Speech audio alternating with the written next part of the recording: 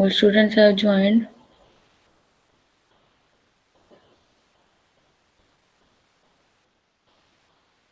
No, ma'am, there are only 15 students.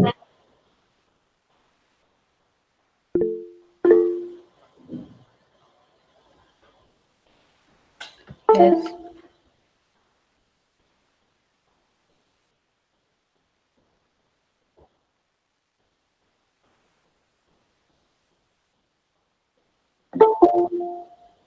Okay.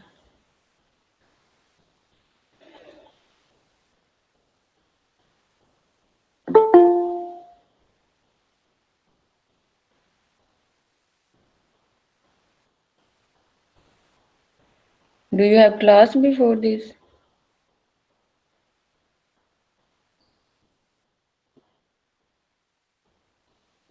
Okay.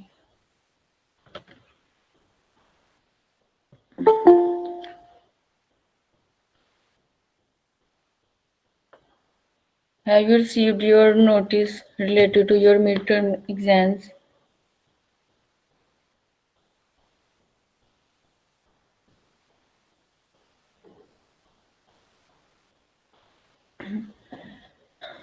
There will be 20 marks and 20 MCQs and 20 minutes. Okay.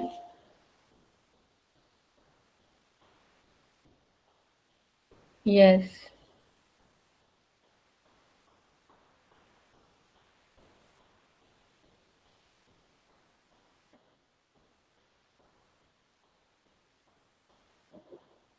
Mm, no. We have instructions to give you only 20 minutes. So, see, ma'am, same instructions was given to us before, but the teacher cooperated with us and gave us 25 to 30 minutes. I will give you 25 minutes. Okay. Okay, ma'am. Thank you, ma'am. Students are still joining, then I will tell you about the midterm exams and syllabus. Okay. Okay, ma'am.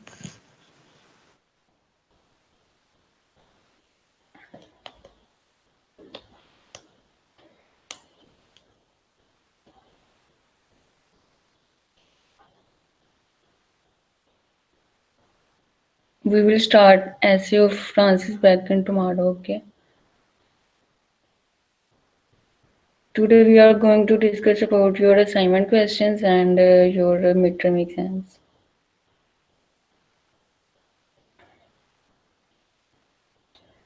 क्या मुश्किल क्या थे आपको assignment questions में? One by one बताएं। क्या उसमें इतना कुछ मुश्किल नहीं था अगर आपने टेक्स्ट पढ़ा होता तो?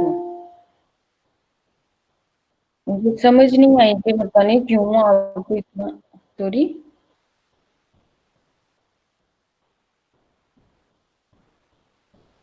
जब मैंने बाद में अपडेट किया उसमें हिंट्स दे दिए आपको कि इसमें ये चीजें आ सकती हैं, उसके बाद भी नहीं आई समझ।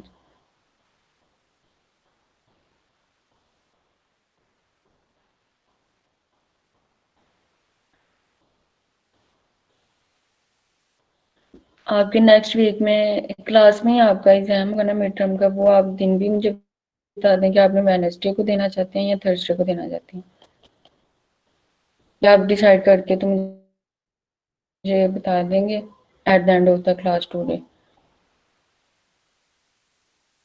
और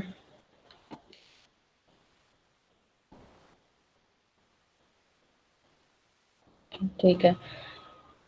और सेकंड चीज़, अब नेक्स्ट क्लास आज एक ऐसे हम कर लेंगे, नेक्स्ट आपकी 3 शॉर्ट स्टोरीज रह गई और 2 ऐसेज रह गए आपके, वो आपके प्रेजेंटेशंस में होंगे। अब ऐसे एक हम कल करेंगे। मैम मिड्स का सिलेबस क्या होगा? वो भी स्टूडेंट्स आ जाएं सारे फिर बताती हूँ मैं।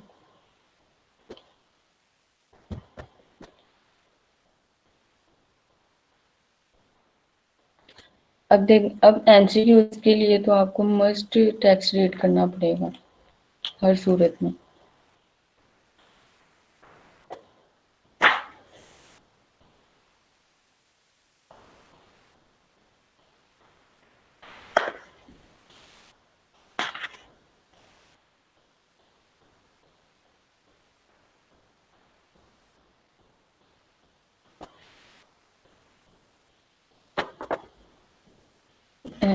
इसमें जो मेरे पास ईमेल्स हैं सारे स्टूडेंट्स की वही हैं जो अटेंडेंस पे इनके नेम्स हैं, किसी के चेंज तो नहीं है अटेंडेंस शीट पे जो नेम है।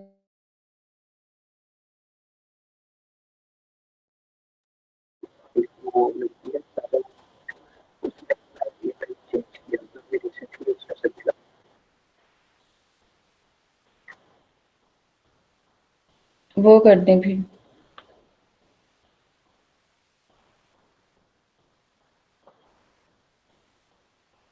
ठीक है।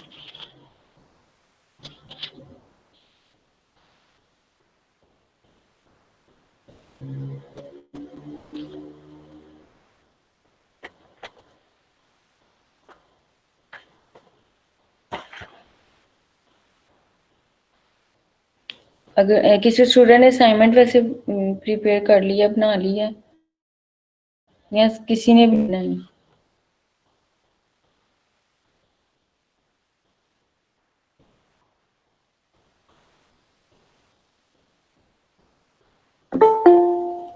वेट।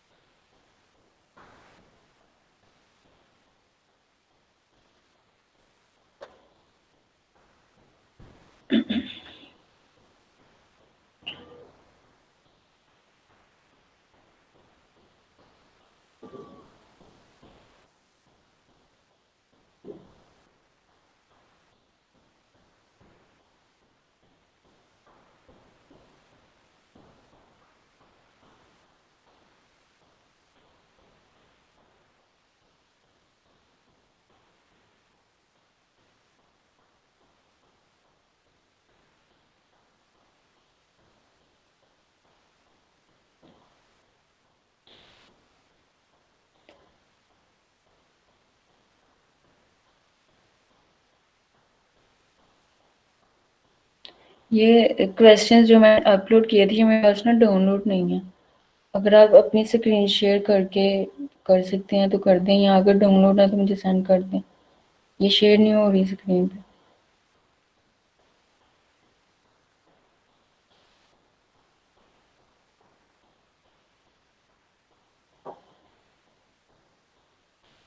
चलिए ऐसे 1 बाय 1 क्वेश्चन डिस्कस कर लेते हैं।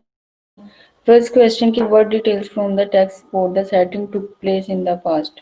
फर्स्ट क्वेश्चन था ये आफ्टर 20 इयर्स का। आफ्टर 20 इयर्स में जब आपने टेक्स्ट पढ़ा है तो इसमें तकरीबन आधी स्टोरी जो है वो पास्ट इवेंट्स में है। फॉर एग्जांपल जब स्टार्ट में पुलिसमैन उससे मिलता है बोर्ड से, पुलिसमैन उधर राउंड लगा रहा होता है तो तब क्या उसे एक आदमी मिलता है जो कि उधर वेट कर रहा है किसी का। जब उनकी डिस्कशन स्टार्ट होती है तो वो सारे पास्ट इवेंट्स बता रहा होता है उसको। अगर आप उसको शॉर्ट स्टोरी का आपने दोबारा से पढ़ा होता है या लेक्चर जी सुन लिया होता है आपने, तो आपको पता होता है कि इसमें किस तरह उसने पास्ट इवेंट्स में ज्यादा स्टोरी ही पास्ट में है वो वाली, आफ्टर 20 इयर्स वाली।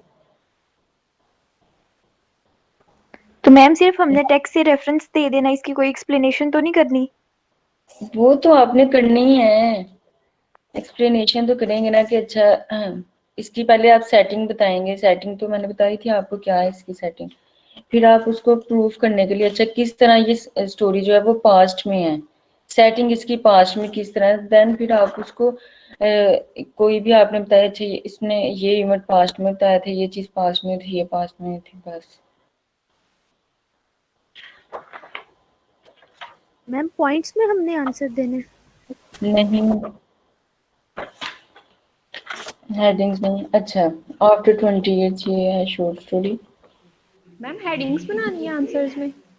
नहीं नहीं, एक्सक्यूज मी मैम, आपने ना क्वेश्चन अटेम्प्ट करने का एक मेथड बताया था क्लास के दौरान कि बिल्कुल स्टार्ट जो है वो आपने इंट्रोडक्टरी पैराग्राफ लिखना है लेकिन आपको हेडिंग देने की जरूरत नहीं है, फिर स्टोरी का प्लॉट बताना और एंड पे कंक्लूजन करना है, तो वही वाला काम करना है विदाउट हेडिंग। वही जी। देखिए इंट्रो में आप बताएंगे अच्छा इसके इन्होंने इसमें सेटिंग का क्वेश्चन है मेन, तो आपके देखे ना उन्होंने कहा कि कैसे, अब इसमें सेटिंग का वर्ड यूज नहीं है तो आप कंफ्यूज हो गए कि हो पता नहीं ये क्या चीज है। अब उन्होंने जैसे पूछा what details from the text support that the setting took place in the past. Simple सा क्वेश्चन है कि आपने सेटिंग पे ये क्वेश्चन लिखना है। अब ये आपने देखना कि जब आपने क्वेश्चन पढ़ा फिर आपने देखना अच्छा ये स्टोरी वाकई ही पास्ट में थी। फिर आपने इंट्रो में आपने बताना है कि हाँ जी ये स्टोरी पास्ट में थी और किस तरह से थी वो फिर आपने नेक्स्ट एक एक अगर आपने 2 पैराग्राफ में बताना है 1 पैराग्राफ में बताना है वो लिमिट नहीं है, वो जितना आप एक्सप्लेन कर सकते हैं आप कर दें। ये फर्स्ट पैराग्राफ में था। इसमें आई थिंक मैंने साथ साथ बताया भी था कि इसमें ये सेटिंग पास्ट में है, सारी चीजें पॉइंट आउट की थी मैंने।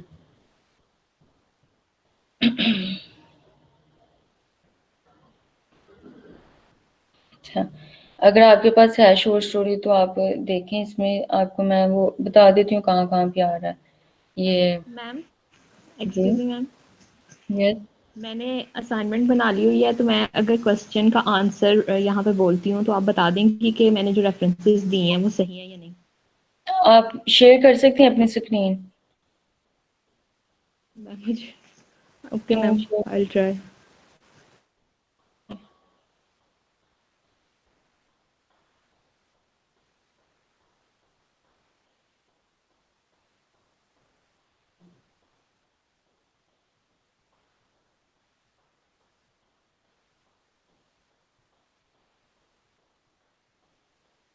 Yes ma'am, same issue. मैं कर दे वो मेरे पास कुछ स्टूडेंट्स हैं वो प्रेजेंटेशन देते हैं ना, उनमें से वो कुछ स्टूडेंट्स वो खुद स्क्रीन शेयर करते हैं। मुझे लगा ऑप्शन हो गया आप लोगों के पास भी। आप मुझे सेंड कर दें फिर मैं देखती हूँ। मैम वो ओके जूम मैम। पे जाती है। नहीं नहीं इस पे ये हो रही थी मीट पे।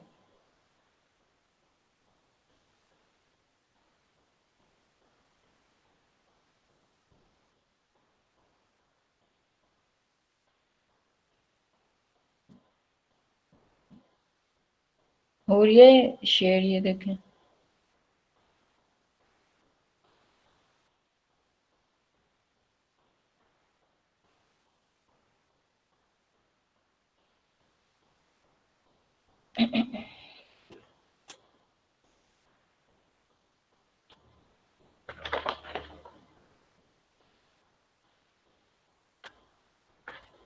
सिर्फ आफ्टर 20 इयर्स की ही क्वेश्चंस की समझ नहीं आई है, दोनों शॉर्ट स्टोरीज की नहीं समझ आई आपको?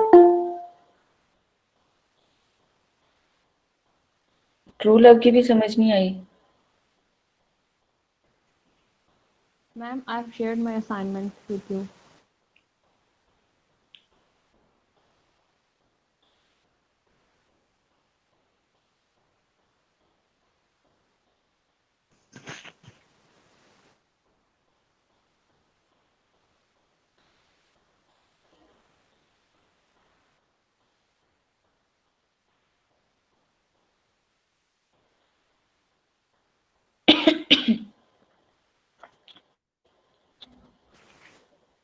Ma'am please check your WhatsApp.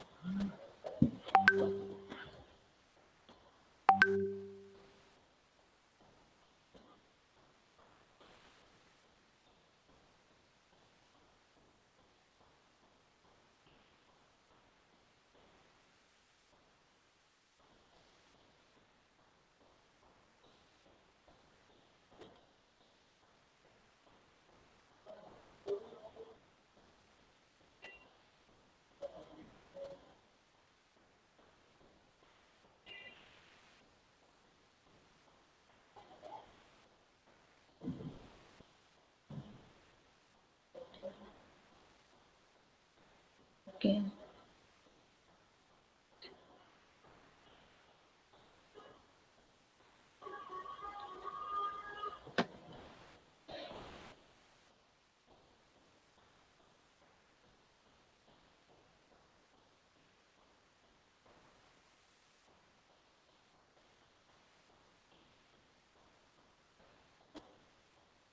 ये देखें what export at the setting took place in the past. अब ये सिंपल सा क्वेश्चन है, ठीक है, ये पास्ट में इसकी सेटिंग पे क्वेश्चन है। The shore story after 20 years by O. Henry is written in past. It takes place, अच्छा ये देखें, it takes place on a street in New York City around the turn of the 20th century. It's 10 o'clock and many of the businessmen on the blocks are closed for। अच्छा इसमें अब आप ना वो irrelevant बात कर रही हैं सारी। जस्ट आपने सेटिंग बतानी है जी, वाकई ही ये पास्ट में है, ठीक है। अब आप उसमें ना वो ये जो आप बता रही हैं ना, ये तो वो सिचुएशन सा। अच्छा नेक्स्ट चीज एक और है, इसमें थर्ड पर्सन नरेशन है, ठीक है। जब थर्ड पर्सन नरेशन है, वो कोई थर्ड पर्सन है, इसमें जितने भी कैरेक्टर्स हैं इसमें, उनमें से कोई भी स्टोरी नरेट नहीं कर रहा, वो थर्ड पर्सन है, उसका नाम भी मेंशन नहीं है इसमें, वो स्टोरी नरेट कर रहा है। तो इसका मतलब है कि पहले से एक सबसे पॉइंट इसका पास्ट का वो यही है कि कोई थर्ड पर्सन स्टोरी नरेट कर रहा है, तो इसका मतलब है पहले से हो चुका है ना। और फिर आफ्टर 20 ईयर्स है, आफ्टर 20 ईयर्स है कि 20 साल के बाद, तो इसका मतलब तो यही है कि अच्छा 20 साल के बाद है, तो इसमें जो पहले इवेंट्स हो चुके हैं 20 साल से पहले, वो भी इसमें डिस्कस होंगे। पहली चीजें तो ये आ गई। अब ये जो आपने बताया ना, it takes place on a street in New York, बस ये सेटिंग में आ सकता है। Two friends, Bob and Jimmy, had said goodbye. Night there at a restaurant called Bistro. Ma'am setting और प्लॉट में कोई फर्क होता है? मतलब कि उसके अंदर भी बताया जा रहा होता है कि जैसे मतलब वो कर्टेन्स उठे हैं तो ये वाली एक्टिविटीज पाई जा रही हैं, तो सेटिंग के अंदर भी यही काम होगा? नहीं, सेटिंग में तो नहीं ये नहीं, बताएंगे ना प्लॉट कि होता है कहाँ पे प्लेसिंग प्लॉट वगैरह में के समरी सेटिंग होती है। वेट, सेटिंग में प्लेस बताते हैं कि जगह कौन सी है, और उसमें बताते हैं कि वो इमेजरी बताते हैं इसमें सेटिंग में, दिन है रात है सर्दी है गर्मी है, ये सारी चीजें उसमें बताते हैं। प्लॉट में क्या बताते हैं, प्लॉट में वो फॉर एग्जांपल आप समरी टाइप कह लें कि प्लॉट में आप सिचुएशन जो है वो आप वर्ड्स में 4 से 5 लाइनों में कुछ भी बता देते हैं, और वो आपका प्लॉट होता है। Okay ma'am. स्टोरी बता रहे होते हैं आप, इसमें आपकी इमेजरी होती है, सिचुएशन होती है सेटिंग में, और प्लेस होती है आपकी कौन सी प्लेस है इसमें सेटिंग में। Is it clear now difference between the setting and the plot?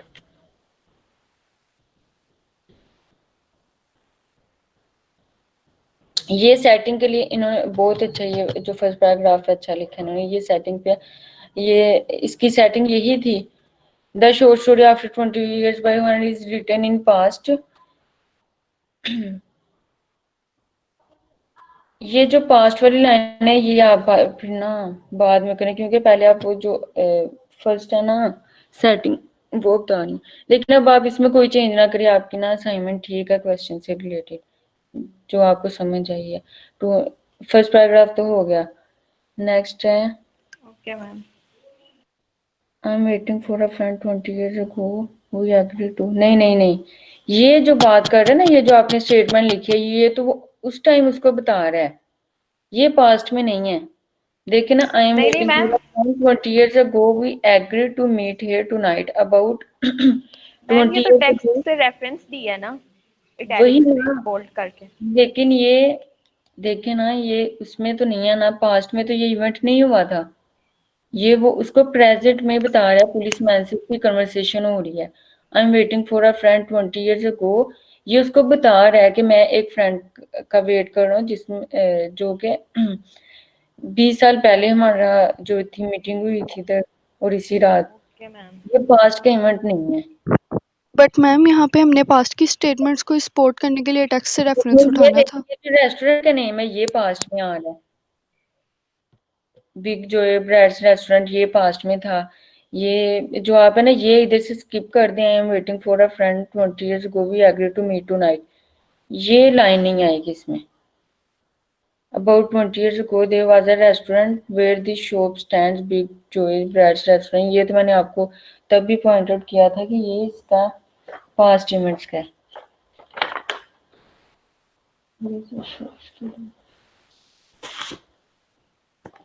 Ma'am about 20 years से जो रेफरेंस है वो सही है. जी. It was here until 5 years ago, said the cat. Okay, I had. ये क्या वर्ड लिखा हुआ है? Dined here with Jimmy Wells. Dined here. इसमें स्पेस नहीं है. है मैम. नहीं, इस वर्ड में नहीं है. Dined के बाद तो होगी space. Dined here with Jimmy Wells. He was my best friend. जी ये इसमें आ रही है स्टेशन पास्ट में.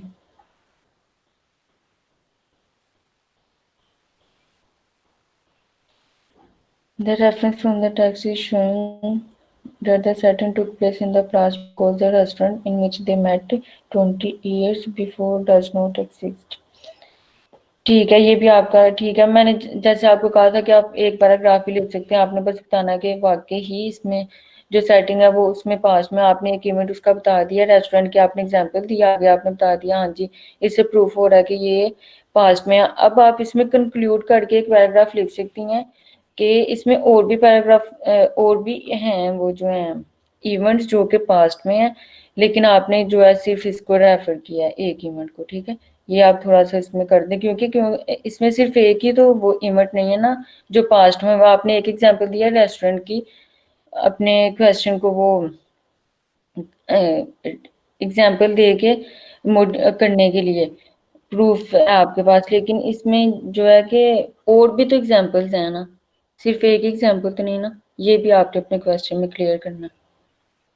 यहाँ पहले फर्स्ट जो इंट्रो है उसमें आप कहते हैं there are many events which took place in the past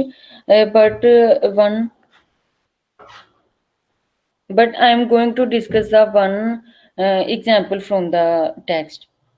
ये भी आप बेशक इसमें इंट्रो में कर दें या कंक्लूजन में कर दें, ये चीज़ आपने ऐड करनी है. अगर आप कोई एक भी करना चाहती हैं ना जिस तरह इन्होंने रेस्टोरेंट का किया, ये भी बहुत बेस्ट है. अगर क्योंकि इसमें जस्ट मैंने एक पैराग्राफ आपको कहा था कि बहुत डिटेल में जाने की ज़रूरत नहीं है. तो अभी ये भी ना हो कि सारे स्टूडेंट जो हैं वो एक ही रेस्टोरेंट्स की एग्जांपल उठाएं और लिख के तो वो कॉपी पेस्ट कर दें. तो थोड़ा खुद भी टेक्स्ट पढ़ें, देखें और कौन कौन से इवेंट्स आ रहे हैं जो पास्ट में हैं. अब देखें इससे रिलेटेड अब कोई क्वेश्चन है तो बताएं. अब तो आपको समझ आ गई है ना. ये भी काम मैं ही करूँ कि सारे इवेंट्स आपको बताऊं कौन कौन सा पास्ट में हो रहा है.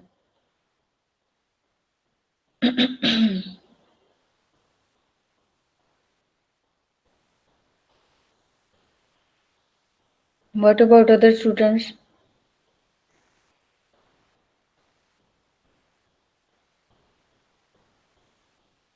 Ma'am, it's clear. Okay. Next question. What does the ending reveal about Jimmy's character? Explain. ये तो मैंने उस दिन भी आपको ये क्वेश्चन शायद मैंने 2 दफ़ा एक्सप्लेन किया. ये जो आखिरी जो है स्टेटमेंट या पैराग्राफ है छोटा सा जो भी है, ये बहुत इंपॉर्टेंट है आपके. इसमें उसका कैरेक्टर भी आ रहा है, उसके थीम्स भी आ रहे हैं, इसके स्टोरी के सारी चीज़ें इसमें क्लियर हो रही हैं. जिम इसका कैरेक्टर और उसके इसके जो थीम्स हैं वो भी सारा इसी में क्लियर हो रहे हैं. और यही इसमें एक स्टेटमेंट आएगी वो बाई वास्ता. ये आप इसमें क्वेश्चन स्टार्ट करने से पहले भी लिख सकते हैं और बाद में भी लिख सकते हैं. अच्छा. In the short story After 20 Years by O. Henry, Jimmy Wells reveals himself as a dutiful and honest person who is loyal to his job. अच्छा. आपने तो इस तरह किया ना, आप ऐसे भी कर सकते हैं कि ये जो है ना इसका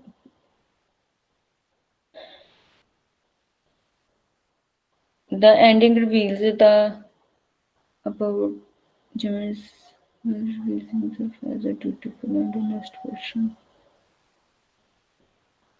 अच्छा, आप ये जो स्टेटमेंट है ना लास्ट वाली, ये आप शुरू में लिख सकती हैं. उसके बाद आप लिखेंगी कि ये जो एंडिंग है इसमें वो जो जिमी वेल्स का करैक्टर है अकॉर्डिंग टू यू, कि आपको इससे क्या भी समझ आई है, फिर आप उसको एक्सप्लेन कर सकते हैं। ये ज़्यादा बेटर होगा अगर आप स्टेटमेंट पहले लिखते हैं, ये वाली जो लास्ट स्टेटमेंट है ना इसकी वो, और फिर आप इसको एक्सप्लेन करें, फिर ये बहुत ज़्यादा अच्छे तरीके से होगा क्वेश्चन। बट मैम इसका कैरेक्टर एंड पर ही तो रिवील हुआ था। सॉरी मैम जिमी वेल्स का कैरेक्टर एंड पर ही रिवील हुआ था। हाँ, वही तो मैं चीज़ आपको कह रही हूँ कि यही स्टेटमेंट आप लिखेंगे, फिर आप कहेंगे ये आखिरी स्टेटमेंट है और इसी से जो है उसका कैरेक्टर रिवील हुआ है। और ये जो आपका पैराग्राफ है ये बिल्कुल ठीक है, लेकिन बस मैंने ये कहा कि ये अगर स्टेटमेंट फर्स्ट पे चली जाए तो ये ज़्यादा बेटर होगा। वैसे ऐसे भी ठीक है, अगर आप इसमें चेंज ना भी करें तो ठीक है। वैसे मैं बाकी स्टूडेंट्स के लिए बता रही हूँ। मैम आप बता दें, मैं कर लूंगी चेंज। किस स्टेटमेंट की बात कर रही हैं आप? ये Bob I was at the appointed place on time, यही स्टेटमेंट जो आपने बाद में लिखी है यही पहले लिखते हैं क्वेश्चन से पहले। Okay ma'am. इस क्वेश्चन में यही स्टेटमेंट बस आएगी और टेक्स्ट में से कोई भी नहीं है एग्जाम्पल, इस क्वेश्चन में सिर्फ यही है। जी मैम। बाकी जो अदर एग्जाम्पल्स आप टेक्स्ट इसमें ऐड करना चाहेंगी वो होंगी उससे रिलेटेड, उसके करैक्टर से रिलेटेड होंगी कि कहाँ कहाँ पे आपको शो हुआ। फॉर एग्जाम्पल जब सबसे पहले वो आता है तो वो सेटिंग में जब बता रहे होते हैं फर्स्ट इसके फर्स्ट पेज पे ये जिस तरह वो अपनी ड्यूटी कर रहा होता है, सारे वो डोर्स चेक कर रहा होता है, राउंड कर रहा होता है उधर स्ट्रीट्स में, वो फिर आप एग्जांपल दे सकते हैं बाद में। जैसे जैसे आप करेंगे कि ये ऑनेस्टी है तो उसने किस तरह ऑनेस्टी शो की अपनी जॉब के साथ, तो वो आप एग्जांपल उधर बता देंगे उसका पुलिसमैन का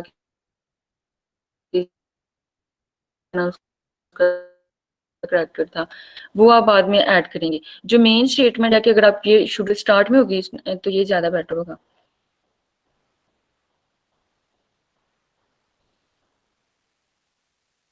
बस यही था, नहीं था।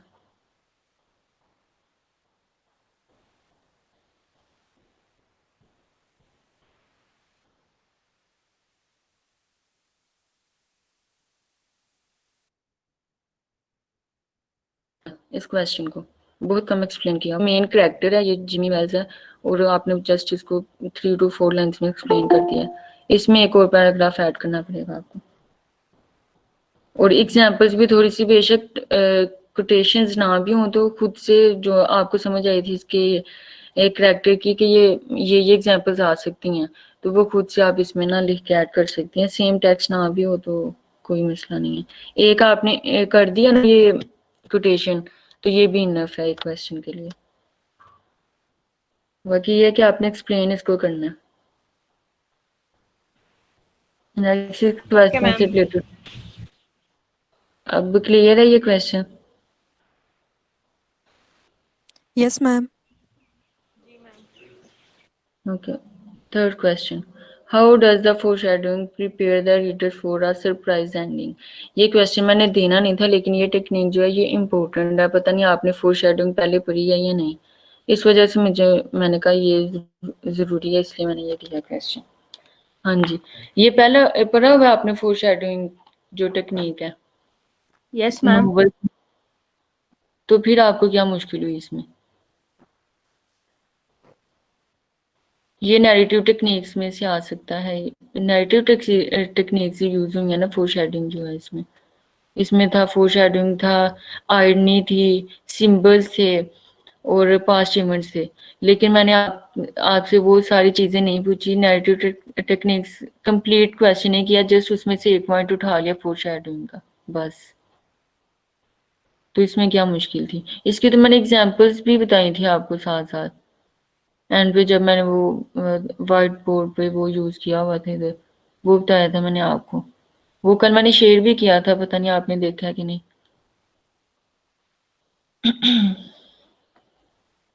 Next, how does foreshadowing prepare the reader for a surprise ending? In the short story After 20 Years by O. Henry, the writer uses foreshadowing, a literary device, to give a hint of what will happen next. Very good.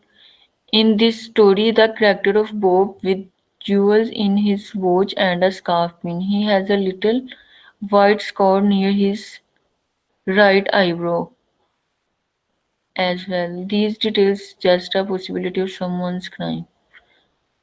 Very good attempt. बहुत अच्छा ये attempt किया है question आपने। और इसमें बहुत एक दो और एग्जाम्पल मैंने उसमें भी ऐड की थी आपको बताते हुए ना। The light showed a pale square jawed face with keen eye and a little scar near his right eyebrow. His scarf pin was a large diamond, Eddie said. अच्छा, जब आप एक ये कोटेशन ऐड करते हैं उसके बाद उसको थोड़ा सा एक्सप्लेन करके फिर नेक्स्ट कोटेशन जो ऐड किया करें। आपने वो फर्स्ट क्वेश्चन में भी सिर्फ कोटेशन ऐड कर दिया। जब ये देखें आपने ये ऐड किया ना कोटेशन, इसको या पहले या बाद में इसको थोड़ा सा एक लाइन में या दो लाइनों में थोड़ा सा एक्सप्लेन कर दें ये कोटेशन किससे रिलेटेड है, क्यों। ये पहले तो आपने बता दिया ना इससे रिलेटेड, अब फौरन से आपने ना ये नेक्स्ट जो है वो स्टार्ट कर दिया कोटेशन। इससे इनके सेंटर में ना वो कोई भी या अब the waiting man pulled out a handsome watch the lids of it set with small diamond. इसकी ज्यादा बेस्ट एग्जांपल्स वो थी, ये भी हैं लेकिन वो भी आ सकते हैं जो मैंने आपको बताया था उसका वो नोज वाली एग्जांपल एक, और एक उसकी हाइट की, वो भी इसके कैरेक्टर के बारे में फोरशैडोइंग थी कि अच्छा इस पास्ट में कुछ होने वाला है कि ये जो है जो शख्स उसके स्ट्रेंजर से मिलने आता है वो कोई और भी हो सकता है, जिमी वेल्स नहीं है वो भी फोरशैडोइंग थी इसके कैरेक्टर से रिलेटेड। इसमें देखें अपने जो पहली कोटेशन है वो पहले इसको एक्सप्लेन किया ना, तो इसका मतलब आप जब वो दूसरी कोटेशन ऐड कर रही हैं वो भी उसको आप पहले एक्सप्लेन करेंगे तो फिर कोटेशन ऐड करेंगे, ठीक है। The above references are foreshadowing that reveals the ending that Bob is a criminal who is going to arrest by Jimmy as he is a police officer.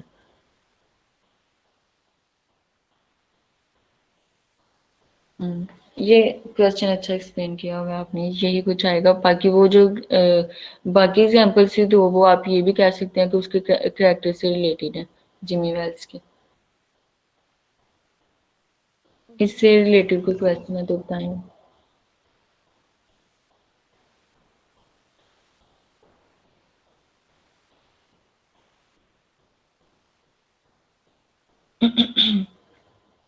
Is there any question related to the short story after 20 years? No, ma'am. बाद में तो फिर मुझे tax नहीं आएंगे, ये चीज़ रह गई है, ये चीज़ रह गई है, और अब मैं डेट पे एक्सटेंड नहीं करूँगी और आपको मज़ीद रिलैक्सेशन भी नहीं मिलेगी इससे related.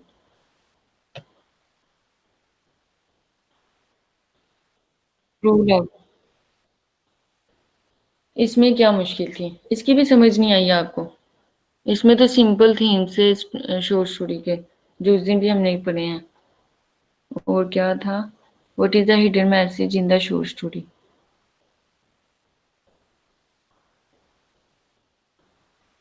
What are the themes in the short story? Different themes in the story True Love by Isaac Asimov are use of technology, advantage and disadvantage of technology, jealousy, emotions and अच्छा ये देखें, इसमें आपने technology का बता दिया ना। ये जब आप नेक्स्ट पैराग्राफ में आपने जब टेक्नोलॉजी का थीम एक्सप्लेन करना है उसमें आप इसका एक एडवांटेज भी बता देंगे और डिसएडवांटेज भी बता देंगे। आप इधर ही नहीं बताएंगे कि are use of technology, are advantage and disadvantage of technology, ये सारा आप बस बता देना टेक्नोलॉजी। जब नेक्स्ट पैराग्राफ में मैंने कहा था आपने फिर देन वन बाय वन आपने एक्सप्लेन करना है, उसमें फिर आपने बताना था कि इसमें जो टेक्नोलॉजी है वो इसके डिसएडवांटेजेस भी हैं और एडवांटेजेस भी हैं, वो बाद में आपने एक्सप्लेन करना था। इसमें ये आप ना स्किप कर दें। Jealousy, emotions and search for true love. This story is focusing more on technology. Okay. इसमें आपने ये नहीं करना थी, आपने जब भी एक्सप्लेन करना ना इसमें कहना कि आपने the technology is the most important theme in the short story true love. इस तरह पे ये तो आप बहुत लिख रही हैं। अच्छा, this short story focusing more on, तो आप ये भी तो कह सकती हैं technology is the most important theme in the short story. Next, in the story, Milton is searching for his ideal partner, and he asks his computer Joy to do so. Technology is powerful and useful, but it can be dangerous as well. In the story, Joy learns to feel like Milton and begins to be jealous. Joy decided to ये अपनी space का भी ध्यान रखें, आपकी ये space की mistakes है। अब डिसाइडेड के बाद टू है, इसमें स्पेस नहीं है। डिसाइडेड टू रिमूव मिल्टन के बाद भी रिमूव के बाद भी स्पेस नहीं है। To remove Milton so that Joy can be with Charity. ये आपने थीम्स नहीं एक्सप्लेन किए सही से। अब ये देखें, आपको ये क्वेश्चन मैंने उसमें भी लास्ट क्लास में जब एक्सप्लेन किया था कि आपने थीम का क्वेश्चन किस तरह एक्सप्लेन करना है कि अब simple what are the themes in the story. मैंने इसीलिए आपको क्वेश्चन दिया था कि मैंने लास्ट में आपको ये बताया था किस तरह ये अटेम्प्ट करना है क्वेश्चन आपने। व्हाट आर द थीम्स आपने करना, the short story written true love written by Isaac Asimov. There are many themes in the short story and the important themes are, क्या है important themes? Technology, jealousy, emotions and love. ठीक है, these are the important themes. Next आपने, अब ये आपका intro है, ये कंप्लीट हो गया फर्स्ट पैराग्राफ में। नेक्स्ट आपने लिखना है फर्स्ट सबसे इम्पोर्टेंट थीम जो आपको लग रहा है इसमें, वो आपने सबसे पहले एक्सप्लेन करना है। आपको मोस्ट इंपोर्टेंट थीम कौन सा लग रहा है? टेक्नोलॉजी का। फिर आपने टेक्नोलॉजी एक्सप्लेन करना है।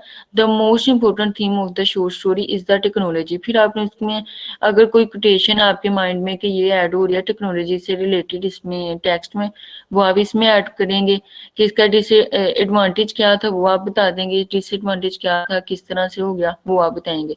देन आप बता रहे हैं कि jealousy, emotions and true love, वो आपको ज्यादा इंपॉर्टेंट नहीं लग रहे, वो आप इसको 2-2 3-3 लाइन्स में एक्सप्लेन कर देंगे कि वो इसमें थीम्स हैं बट वो ज्यादा इंपॉर्टेंट नहीं है, लेकिन वो आपने एक्सप्लेन तो करना है क्योंकि ये थीम्स पे क्वेश्चन है, सिर्फ एक थीम पे नहीं है। अगर जस्ट होता टेक्नोलॉजी पे, फिर आपने ये फर्स्ट पैराग्राफ में बताना था कि टेक्नोलॉजीज का थीम है, इसके एडवांटेजेस हैं, डिसएडवांटेजेस हैं, लेकिन ये थीम्स सारे थीम्स पे बात हो रही है।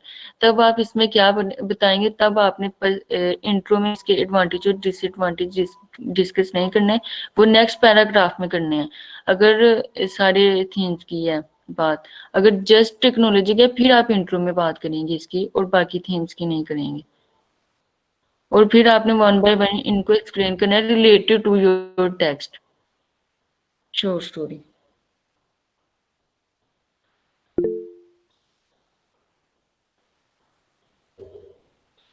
मोस्ट इंपोर्टेंट थीम आपने टेक्नोलॉजी कह दी, उसको आपने एक्सप्लेन किया। देन आपने कहना jealousy is another important theme in the short story, वो आपने बता देना जेलसी किस तरह से आ रहा है टेक्स्ट में according to your point of view, कि आपको किस तरह लग रहा है जेलसी इसमें है।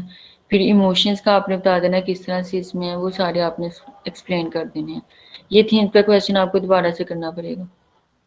जी okay ma'am.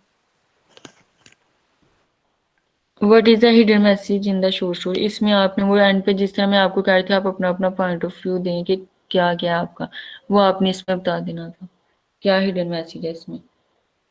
Excuse me ma'am, अगर हिडन मैसेज जो आपने कहा है कि अपनी तरफ से बनाना है, तो मैम अगर हमारे आइडियाज डिफरेंट होंगे तो इससे कोई फर्क तो नहीं पड़ेगा? अगर हम डिफरेंट भी आइडियाज होती हैं, आपने कोई भी टेक्स्ट पढ़ी है उसमें जो हर स्टूडेंट उसका डिफरेंट पॉइंट ऑफ व्यू होगा। इसमें ये नहीं है कि आपने एक ही चीज हर स्टूडेंट ने बतानी है, हर स्टूडेंट का डिफरेंट पॉइंट ऑफ व्यू है कि आपके अकॉर्डिंग इसमें क्या हिडन मैसेज है। टेक्नोलॉजी से रिलेटेड है, ट्रू लव से रिलेटेड है, या कुछ भी कह सकते हैं आप। इसमें उसकी लोनलीनेस भी आ सकती है, जिस तरह वो अकेला होता है तो वो कंप्यूटर के साथ होता है, इसी तरह अगर वो मैरिड होता है तो उसकी वाइफ होती है उसके साथ, तो वो इस तरह ना उसके साथ होता। अब वो 40 इयर्स का था और वो अभी भी अनमैरिड था, तो ये लोनलीनेस भी तो उसकी आ सकती है। हिडन मैसेज कुछ भी आ सकता है इसमें टेक्नोलॉजी से रिलेटेड। अब आप ना, जैसे मैंने एंड पे आपसे क्वेश्चन कर लिया ट्रू लव का, अब आप सबके माइंड में था कि इसमें हिडन मैसेज सिर्फ ट्रू लव से रिलेटेड है, यही चीज थी आपके माइंड में। आपने ये नहीं सोचना कि और भी इसमें काफी बहुत सारे पॉइंट्स हैं, जैसे मैंने अभी मैरिज का बताया, फिर टेक्नोलॉजी का भी आ सकता है हिडन मैसेज, कि आप बहुत ज्यादा इस पे डिपेंड ना करें टेक्नोलॉजी पे, ये भी हिडन मैसेज हो सकता है। और क्या हो सकता है, इसी तरह आप कुछ भी जो पॉइंट्स हैं वो उठाएं, इसमें से जब आप दोबारा से टेक्स्ट 2-3 दफ़ा पढ़ेंगे तो आपको समझ, मैंने ये जो शॉर्ट स्टोरीज मैं आपको पढ़ा रही हूँ, मैंने थ्रू आउट अपने स्टडी में मैंने एक दफ़ा भी मैंने ये शॉर्ट स्टोरीज नहीं पढ़ी, ना शॉर्ट स्टोरीज पढ़ी हैं, टेक्स्ट हैं कुछ और भी मैंने नहीं पढ़ी। अभी आपको मैं पढ़ रही हूँ और अभी मैं आपको एक्सप्लेन कर रही हूँ और मुझे वो पॉइंट्स आते जाते हैं माइंड में कि अच्छा इस तरह ही इसका क्रिटिकल एनालिसिस हो रहा है। आपको लग रहा होगा मैंने ये पहले पढ़ी होंगी अपने वो एमफिल में या मास्टर्स में, तो ऐसा नहीं है, मैंने ये बिल्कुल भी फर्स्ट टाइम मैं इनको कर रही हूँ सारी short story.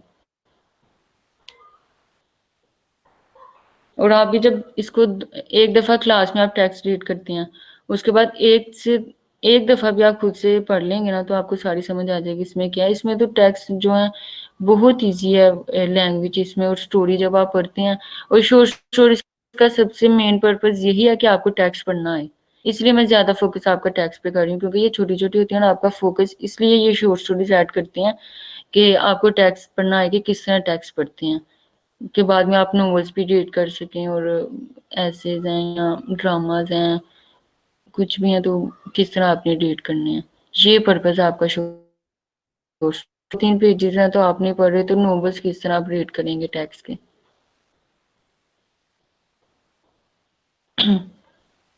Hidden message according to her, the message of this short story is that technology is useful as well as dangerous, so we cannot entirely depend।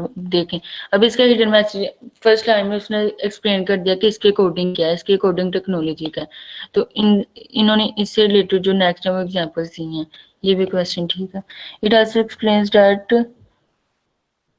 नहीं अब आपने आल्सो भी आगे कह दिया, that nobody is perfect in this world। Milton uses his computer to find his ideal partner, true love, but instead of getting his true love, he is arrested। अब इस question में एक चीज और, आपने 2 चीजें नहीं बतानी, अगर आपने एक से ज्यादा चीजें एक्सप्लेन करनी है जिस तरह आप कर रही हैं, तो आपने इसमें फिर फर्स्ट लाइन में आपने बताना है कि इसमें एक से ज्यादा भी हिडन मैसेजेस हैं, वो भी आपने फिर बताना है, फिर आपने एक से ज्यादा थी। अब आपने जब मैंने आपकी लाइन पढ़ी, मुझे लगा आपका सिर्फ एक ही आपके अकॉर्डिंग एक ही है टेक्नोलॉजी से रिलेटेड। अब नेक्स्ट आपने उसका भी बता रही हैं, ट्रू लव का भी बता रही हैं, ये फिर आपने पहले ही एक्सप्लेन करना है कि they are according to your point of view कि there are more than one hidden messages in the short story. Then फिर आप जो है आप फिर इसमें ना, अगर आपने यही अपना रखना है या एक ही करना है तो फिर इसी तरह रहने दें, अगर एक से ज्यादा करने हैं तो फर्स्ट ये फिर ऐड करें आप लाइन के आपने एक से ज्यादा इसमें hidden messages. Milton tells his secret to Joy, his computer to which police arrest him। When they come to arrest him on ground roof। अच्छा ये पहले आप ना टेक्नोलॉजी को अच्छे से एक्सप्लेन करें किस तरह आपको लग रहा है कि ये हिडन मैसेज है, फिर आप ट्रू लव को करें, ये भी दोबारा से करना पड़ेगा आपको।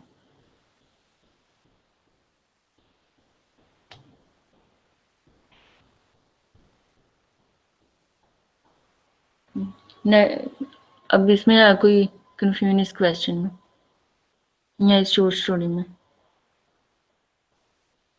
No, ma'am.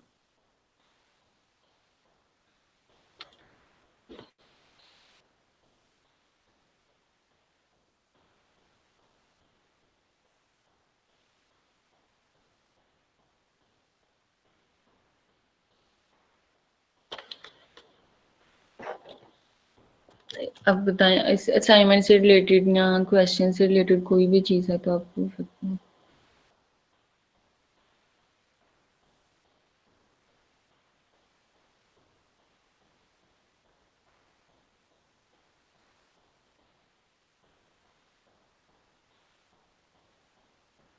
नेक्स्ट अपना मीटर्म्स का अब हम कर सकते हैं डिस्कस, अगर इससे रिलेटेड कोई क्वेश्चन नहीं है आपको।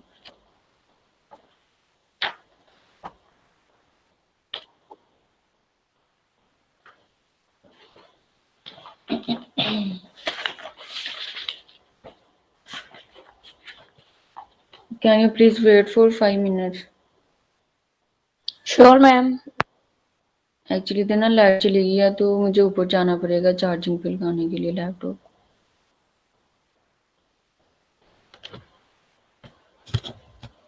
Just 5 minutes okay.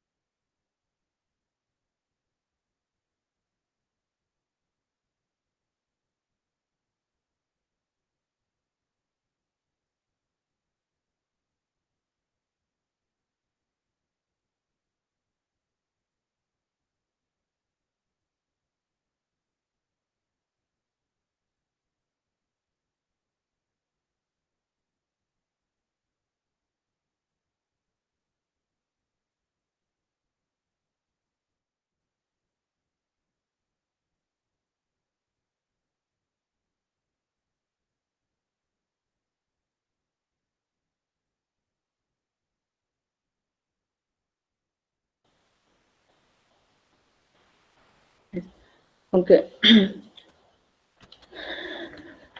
What about mid term exams में हमने अब तक की हैं 3 शॉर्ट स्टोरीज की हैं हमने। तो इसमें से 2 शॉर्ट स्टोरीज होंगी और एक ऐसे हमने कल करना है, वो जस्ट एक पेज का होगा आई थिंक। तो आपकी 2 शॉर्ट स्टोरीज और एक ऐसे होगा।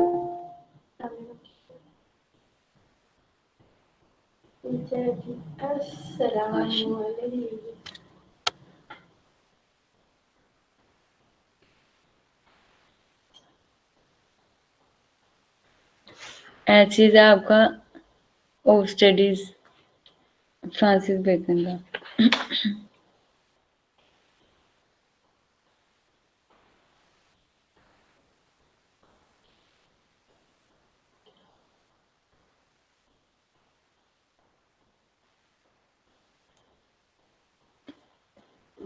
इनफ है 2 शॉर्ट स्टोरीज आपके लिए। बाद में मुझे टेक्स्ट ना शॉर्ट स्टोरीज कम कर दें ज्यादा कर दें। ज्यादा का तो नहीं कहेंगे, कम का जरूर कहेंगे। अच्छा कौन फर्स्ट हमने की थी the nightingale and the rose and second है आफ्टर 20 इयर्स। और ट्रू लव हम फाइनल टर्म के लिए रखेंगे। 2 शॉर्ट स्टोरीज हैं और एक ऐसे जो हमने कल करना है ओ स्टडीज, वो भी बहुत इजी है।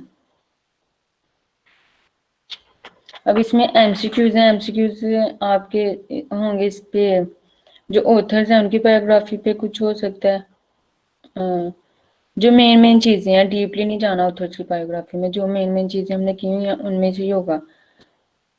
नेक्स्ट टेक्स्ट एंड टेक्स्ट की जो स्टोरी से रिलेटेड है कुछ। सेकंड चीज जो हमने की है आफ्टर 20 इयर्स, इसमें जो इम्पोर्टेंट कुछ मैं दूंगी इडियम्स और फ्रेजेस हैं वो इससे रिलेटेड हैं। फॉर एग्जांपल जो था फर्स्ट में मैंने उस दिन भी आपको एक्सप्लेन किया था, तो policeman on the beat moved up the avenue impressively. ये जस्ट एग्जांपल मैं आपको बता रही हूँ। ऑन द बीट इसमें ना इडियम यूज हुआ है। अब इसका क्या मीनिंग है, इस तरह से आपने इस शॉर्ट स्टोरी को पढ़ना है आफ्टर 20 इयर्स को। इसमें और भी बहुत सारी चीजें लैंग्वेज से रिलेटेड जो है ना इम्पोर्टेंट है ये जो है आफ्टर 20 इयर्स। इसलिए इसमें 1 2 या 3 से इडियम्स जो है ना वो आपको पूछ सकते हैं इसमें एमसीक्यूज में कि इनका क्या मीनिंग हो सकता है। For example on the beat है तो इसका क्या मीनिंग था, तो वो आप बता देंगे अकॉर्डिंग टू यू क्या था। उसमें ऑप्शंस होंगी, जो आपको लगा होगा वो उस पर आप कर देंगे। और आप अपना वैसे तो हमें इंस्ट्रक्शंस हैं 20 मिनट्स की, तो मैं 25 मिनट्स कर दूंगी आपकी इसके लिए।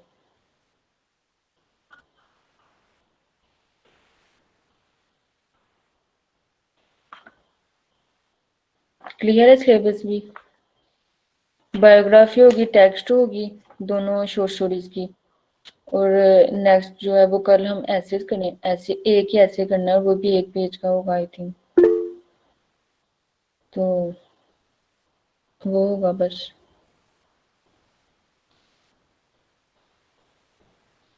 उसमें फ्रांसिस बेकन का एक ही ऐसे है और स्टडीज, और फ्रांसिस बेकन जो उसकी थोड़ी सी शॉर्ट स्टोरी पढ़ लेंगे, वो भी मेन चीजें होंगी। बहुत मुश्किल एमसीक्यूज नहीं होंगे कि मैं बहुत डीपली जाके पूछूं, मेन चीजें होंगी इससे रिलेटेड भी, ऑथर से रिलेटेड के इतने टाइम में आप कर लें, मुश्किल ना हो आपको, इससे रिलेटेड होगा।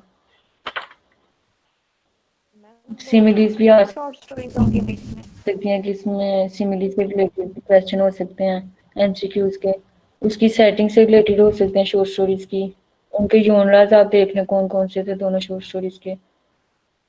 बस ट्रू लव नहीं होगा, ट्रू लव जो है वो हम उसमें रखेंगे नेक्स्ट फाइनल टाइम्स में।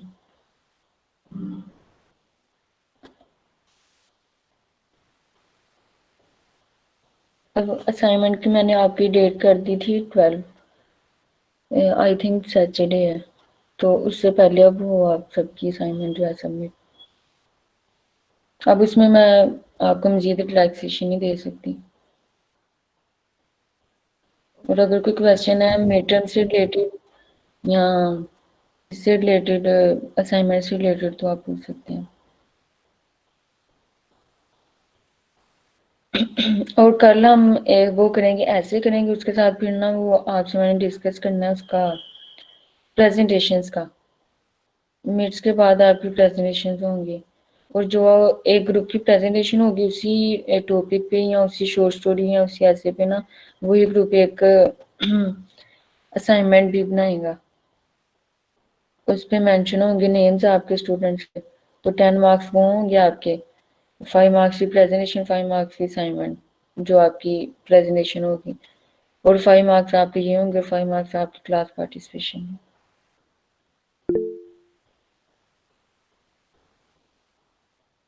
Okay ma'am, got it.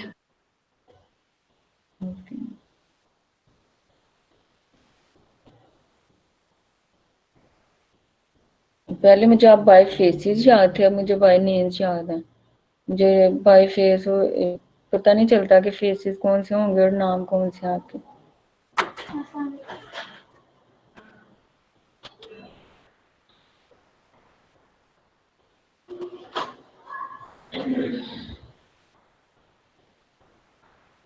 मुझे जस्ट सीआर और जीआर बाय फेस और बाय नेम्स याद है, और कोई स्टूडेंट याद नहीं है। अब मुझे बाय नेम्स याद हो रहे हैं और पहले मुझे बाय फेस याद थे। मैम मेरा नाम क्या है? फरीहा, फरीहा इशफाक। और थैंक यू मैम, देखिए बट मुझे आपका फेस याद नहीं है। मैम अगले वही वही जिसको आपने पूरी क्लास के सामने कहा था, आपने बहुत ज्यादा फालतू क्वेश्चन लिखा हुआ है, वो जो मैं ग्लासेस वाली फ्रंट चेयर पे बैठती थी। ग्रुप ग्रुप 2 था शायद। यस मैम, ग्रुप 2 ग्लासेस वाली बुरके वाली, जिसको आपने कहा था इसको ने बिल्कुल नहीं ठीक अटेम्प्ट किया क्वेश्चन। वैसे कहा तो काफी सारे स्टूडेंट्स को था, लेकिन थोड़ा सा याद आ गया मुझे। आपकी फ्रेंड होती है आपके साथ है? जी मैम, हमारा आधा टोला उधर ही था।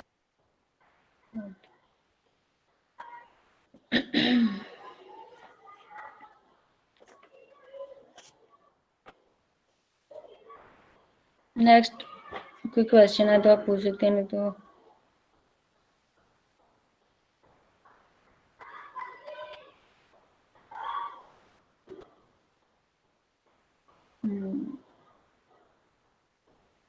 Muhammad Adil man, these both stories are non-fiction mid-term syllabus. Mid term में यही 2 शॉर्ट स्टोरीज हैं आपकी। नॉन फिक्शन में तो आपके वो आएंगे ना, ऐसे आएगा जो हम कल करेंगे। आपकी ये फिक्शन है, जो शॉर्ट स्टोरीज हम कर रहे हैं ये फिक्शन है।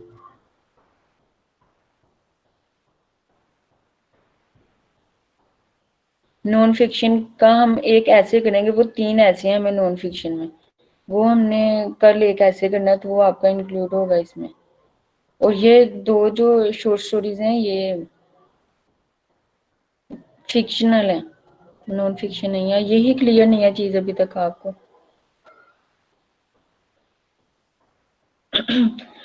और हाँ, जो हमने फर्स्ट क्लास में वो किया था ना, difference between fiction and non fiction, वो भी एमसीक्यूज में इंक्लूड होगा आपका।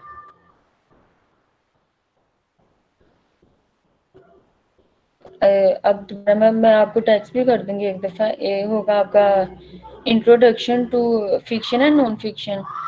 नेक्स्ट 2 आपकी शॉर्ट स्टोरीज हैं जो नाइटिंगेल एंड ट्रू लव, और नेक्स्ट आफ्टर 20 इयर्स, और एक आपका ऐसे होगा और स्टडीज जो हमने कल करना है। ये आपका सिलेबस होगा और एमसीक्यूज होंगे 20। वेकेशंस मैंने सुना तो है 25 से 10 तक होंगी। अब नेक्स्ट देखें क्या होता है।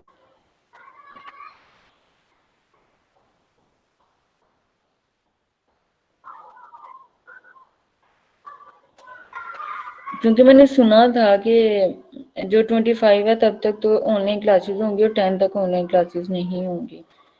तो अभी तक ऐसे फाइनल कोई आया नहीं है हमें। जी मैम, हो सकता है इस बार हो, क्योंकि पहले हमारे मिड टर्म के एग्जाम्स लास्ट वीक में होते हैं, सॉरी, के बाद। मैं कह रही हूँ कि हमारे मिड टर्म के एग्जाम्स पहले 20 के बाद होते थे दिसंबर में, अच्छा। तो हो सकता है कि अब वेकेशंस हों। वो आ जाएगा, नोटिस आ जाएगा सबको।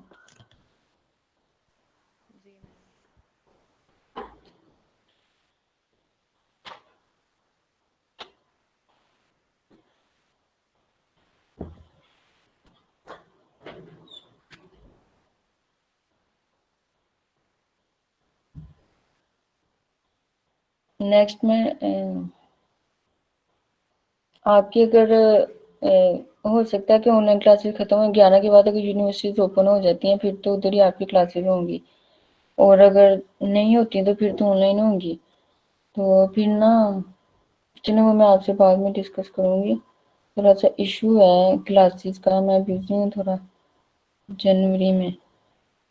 तो वो मैंने आपकी ना जो टाइम टेबल है वो फिर मैंने अपने अकॉर्डिंग करवाना है, यहाँ पहले या बाद में 15 जनवरी को तब। तो वो अब डिपेंड करता है आपकी क्लासेस पे कब होंगी, यूनिवर्सिटीज में होंगी या ऑनलाइन होंगी। अगर ऑनलाइन होंगी तो फिर वो ना मैं अपने अकॉर्डिंग टाइम टेबल एडजस्ट करूँगी, यूनिवर्सिटी का नहीं फॉलो करूँगी 1 वीक के लिए बस। तो वो फिर तब आपको थोड़ा सा ना कम्प्रोमाइज करना पड़ेगा अगर ऑनलाइन होती है। और अगर यूनिवर्सिटीज में होंगी तो फिर मैं सर से बात करूँगी।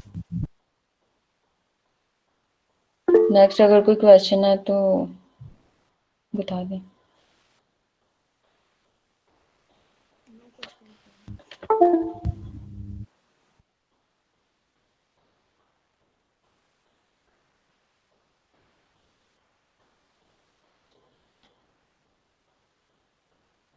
Can I end the class now? If you have no question, I Yes, have another ma'am. class. Okay. Allah Hafiz, take care. Allah Hafiz ma'am. अल्लाह हाफिज़ मैम। फरीहा, तुम आज तो नहीं कर रही हो?